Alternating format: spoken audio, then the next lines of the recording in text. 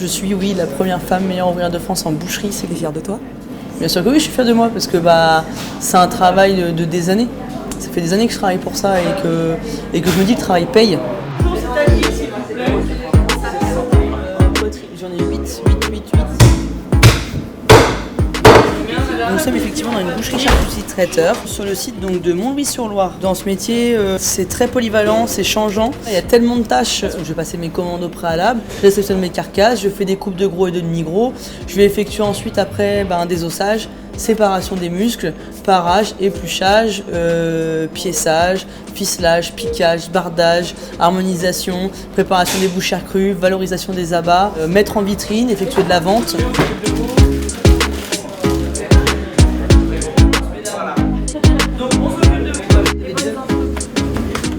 Bonne, hein. Ce matin, mes clients ont mangé beaucoup d'escalopes de dinde. Donc je me suis dit, tiens, je vais valoriser de l'escalope de dinde. Je vais en faire donc des paupiettes, action-réaction, entre midi et 2. Donc on a mangé, pas trop de repos parce qu'il faut y aller. On se reposera ce soir. Voilà. J'ai haché, je les mets là. Je vais me faire un rôti de bœuf dans le rhum steak. Dans le rhum steak, madame? Alors ici, nous sommes dans ma chambre froide. On va retrouver différentes espèces. Comme ici, on va retrouver du veau, on va retrouver du bœuf, on va retrouver du porc, on va retrouver de l'agneau. Parce que nous travaillons tout sur carcasse, nous sommes artisans bouchers avant tout. Et le but étant de valoriser nos animaux. Par exemple, dans le veau, on va récupérer les os qui seront notre base de sauce quand nous faisons des plats cuisinés. En fait, rien n'est perdu, rien n'est jeté. Et au-delà de ça, tous les déchets, donc tout ce qui n'est pas digeste, que l'on ne peut pas consommer, eh bien, on nourrit des meutes de chiens avec. Les deux, hein. Ça vous va? On en met combien? En boucherie, j'ai effectué un CAP. Après le CAP, je me suis dit, tiens, qu'est-ce que je peux faire encore en plus? Donc j'ai effectué un brevet professionnel. Après, je me suis dit, tiens, qu'est-ce que je peux faire encore en plus? J'ai effectué un brevet de maîtrise. Après, je me dis, tiens, qu'est-ce que je peux faire encore dans mon métier? Voir une autre facette. Je me dis, je suis rentré prof. C'était pas du tout prévu au programme. Après, je suis rentré dans l'équipe de France, de boucherie aussi. Je commence à effectuer les salons, les concours. Je m'intéresse aux concours. Ça t'apprend à grandir, à évoluer. Je travaille avec mes mains tous les jours. Et je me dis, quitte à travailler avec ses mains, c'est mes mains qui me donnent à manger, autant bien travailler avec. J'ai toujours eu ce rapport à la viande où j'allais avec mon père chercher de la viande chez les bouchers.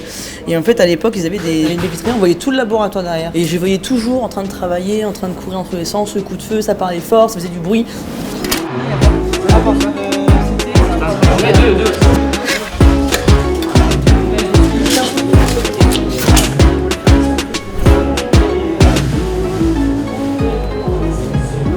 Dans l'embase de l'olécrane, on se met perpendiculaire. Tu te rappelles de ça? Tu te rappelles, il y a quelques années quand j'étais en cours, perpendiculaire ici et on trace une épaule carrée. Et là tu vas redresser la barre.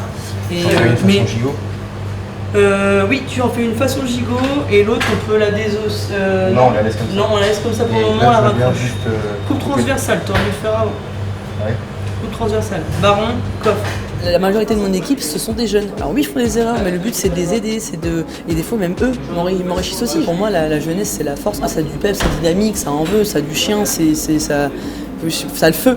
C'est ça que j'aime bien. Travailler avec Stéphanie, c'est génial. Ça a été mon ancienne professeure. Que ce soit une femme, non, je trouve qu'il n'y a aucune différence.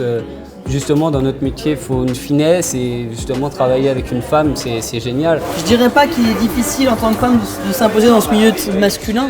Je dirais que ça l'a été peut-être il y a quelques années, il y a longtemps du moins, mais je dirais que en fait, c'était par méconnaissance parce que ça se faisait pas et qu'il y avait peut-être une appréhension. Moi, je trouve que justement, les femmes et l'homme en fait sont complémentaires par le travail et deux fois dans un groupe d'hommes ramener une femme ou deux, ça permet de créer aussi une osmose. Et deuxième chose, je trouve qu'aujourd'hui, au contraire, on cherche de plus en plus de femmes.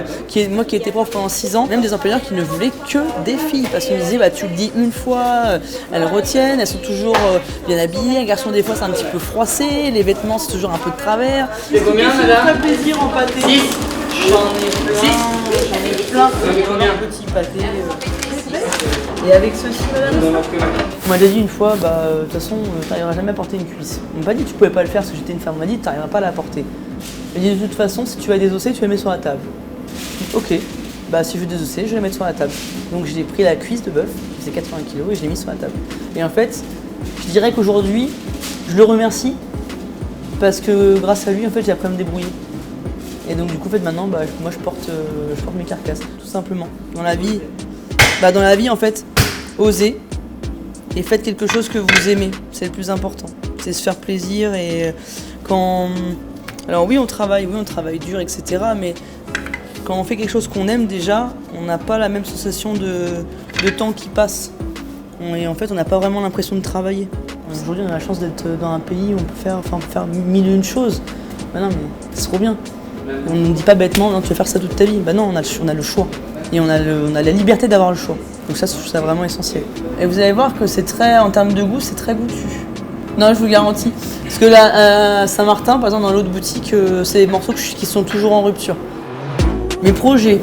Je viens d'ouvrir 3 boutiques il y a 3 jours. Donc concrètement, le projet pour demain, déjà, c'est d'abord de les stabiliser, prendre un peu de repos. Non, je rigole. Contribuer à mon métier, ce que je fais déjà depuis des années. Contribuer toujours à former des apprentis, participer au salon, promouvoir l'artisanat, le métier de bouche, le métier de boucher plus précisément, la filière viande en global. Pour moi, c'est très important.